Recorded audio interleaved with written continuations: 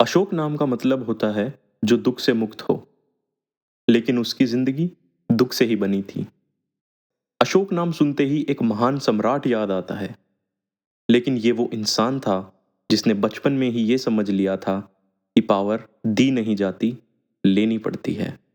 वो महज एक राजकुमार था जो अपने ही महल में कभी अपना माना ही नहीं गया। यहीं से शुरू होती है एक ऐसे शासक की कहानी जो पहले तो ठुकराया गया, पर बाद में सबसे ज्यादा डर का नाम बन गया। अशोक चंद्रगुप्त मौर्य के वंश में पैदा हुआ। उसके पिता थे बिंदुसार, एक ऐसा परिवार जहां राज्य बड़ा था लेकिन रिश्ते छोटे। बिंदुसार के कई बेटे थे, हर बेटा एक दावेदार, हर नजर में कंपैरिजन।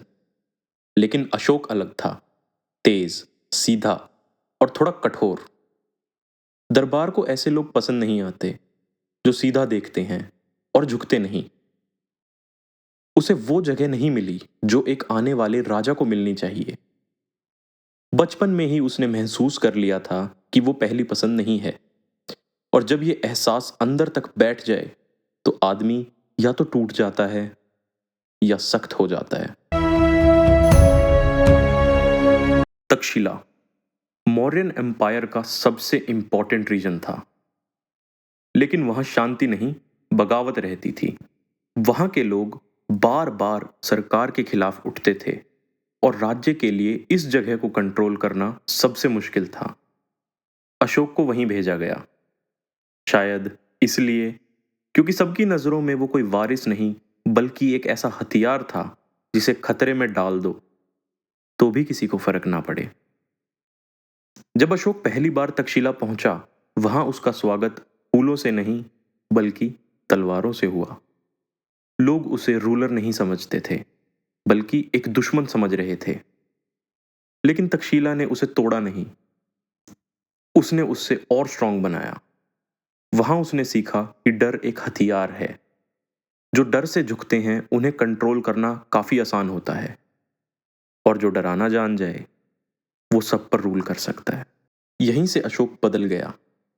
वहीं अशोक ने एक सिंपल सी बात समझ ली, लोग तुम्हें रिस्पेक्ट करें या ना करें ये जरूरी नहीं है, लेकिन लोग तुमसे डरें ये कंट्रोल के लिए काफी होता है। तक्षशिला में कामयाबी हासिल करने के बाद उसे उज्जैन भेजा गया। यहां सिर्फ लड़ना नहीं था, राज्य चलाना भी था। उज्जैन एक इंपॉर्टेंट ट्रेड और एडमिनिस्ट्रेटिव सेंटर था। कुछ सोर्सेज कहते हैं उज्जैन में एक कॉन्फ्लिक्ट के दौरान अशोक को चोट भी पहुंची। यहीं उसकी देखभाल देवी ने करी, जिससे आगे चल के अशोक की शादी भी हुई। फिर आया वो वक्त जब बिंदुसार बीमार पड़े। महल में शांति नहीं थी, खामोशी थी।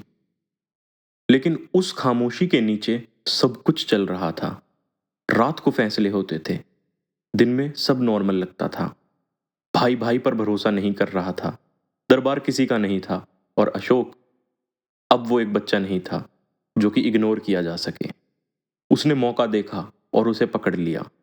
कैसे?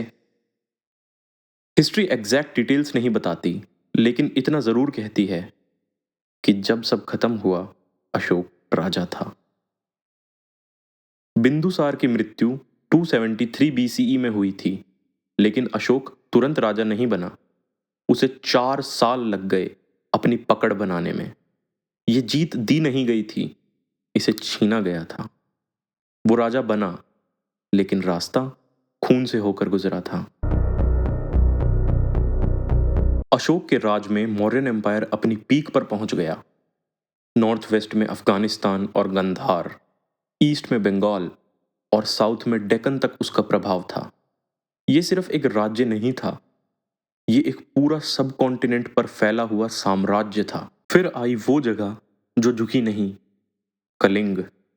एक ऐसा राज्य जो मौर्यन एम्पायर के कंट्रोल के बाहर था, और शायद इसीलिए अशोक के लिए सबसे इंपॉर्टेंट बन गया।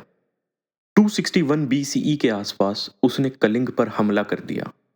अशोक के पास सिर्फ ताकत नहीं थी, उसके पास एक ऐसी सेना थी जो उसे विरासत में मिली थी, एक सिस्टम जो बनाया था चंद्रगुप्त मौर्य ने, इतनी ताकतवर कि पूरी दुनिया उसे नोटिस करती थी। ग्रीक सोर्सेज हमें एक अच्छा अंदाजा देते हैं।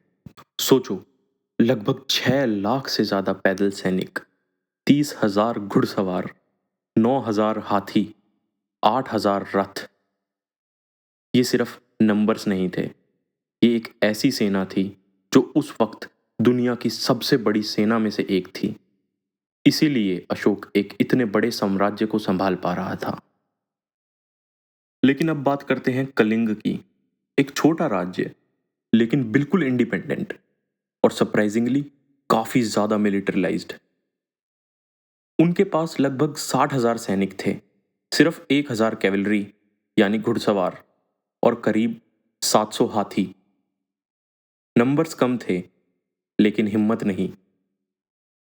ये जंग एक तरफा थी, लाखों की सेना और दूसरी तरफ एक छोटा सा राज्य।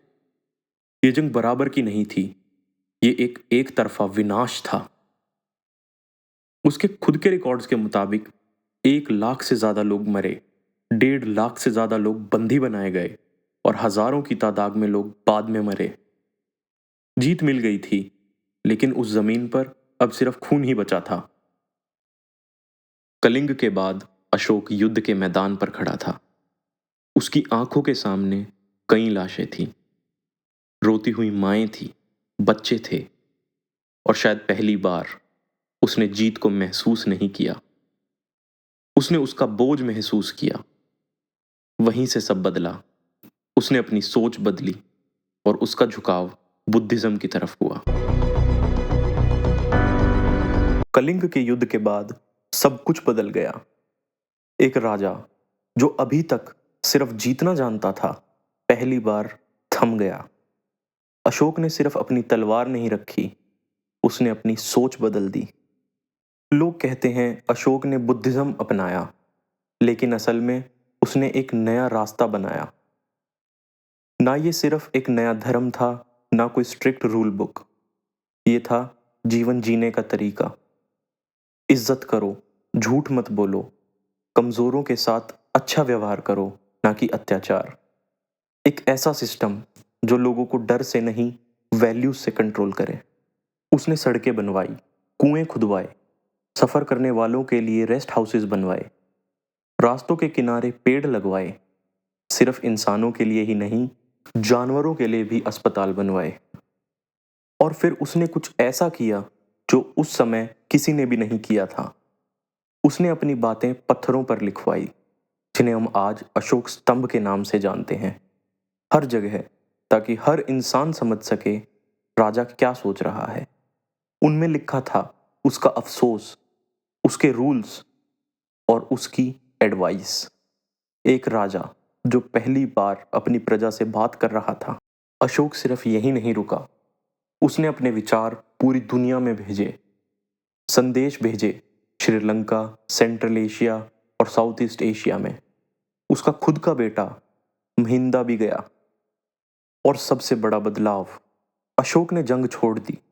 उसने कहा, सबसे बड़ी जीत जमीन की नहीं होती, बल्कि दिल की होती है। अशोक की मृत्यु अराउंड 232 बीसी में हुई। एक सम्राट जो कभी सब कुछ कंट्रोल करना चाहता था, आखिर में सब छोड़ गया। और कुछ कहानियों के तो मुताबिक आखिरी दिनों में अशोक के पास दान देने के लिए भी कुछ नहीं बचा था। अशोक सिर्फ एक सम्राट नहीं था, वो एक सफर था।